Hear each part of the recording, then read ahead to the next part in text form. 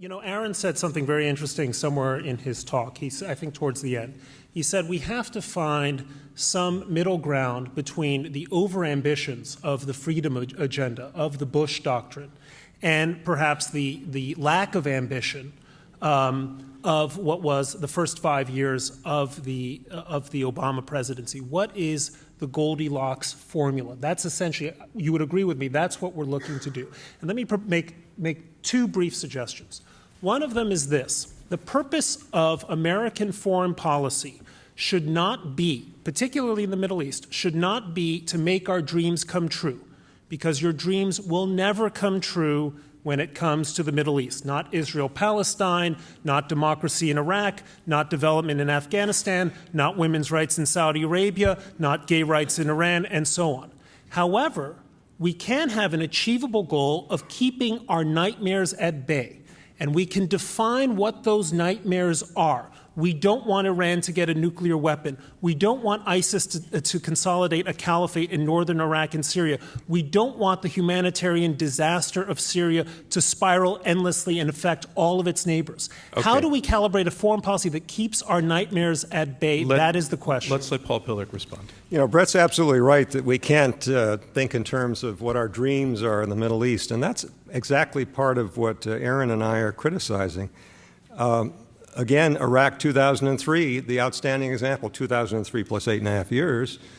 We had a dream, or at least the makers of that war had a dream, of using the regime change in this central Middle Eastern state to stimulate free market economics and democracy, not just in Iraq, but throughout the region. It was the dream. It wasn't meeting a threat.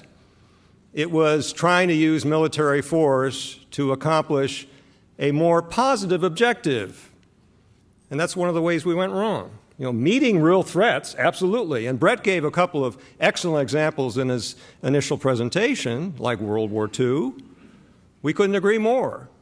But it's where we've gone beyond meeting threats. Paul, what about the example he gave of the Yazidi community stuck on the top of a mountain facing genocide? That's not a threat to our national security. Was it our business militarily? Well, it was a threat to the Yazidis. And I think there are some very tactical decisions that have been very difficult for the administration to make, and we can get really down in the weeds in terms of hitting this mountain rather than that mountain.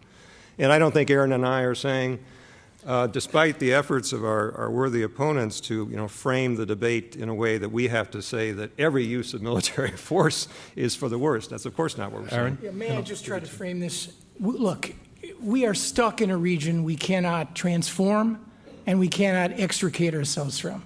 We have interest, allies, and enemies there. When you cannot transform and you cannot extricate, that leaves only one course, which is, I would argue, my word, you transact. You essentially apply a cruel and unforgiving standard to what constitutes American national interests, and you willfully pursue those interests. You decide what's doable from what isn't, what is vital from what is discretionary. And when I say vital, what do I mean by vital?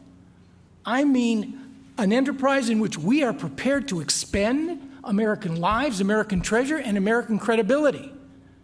That leads you back to the one thing most Americans do care about, and that is the protection of the continental United States, which in effect was the basis for Obama's intervention. Mike Duran.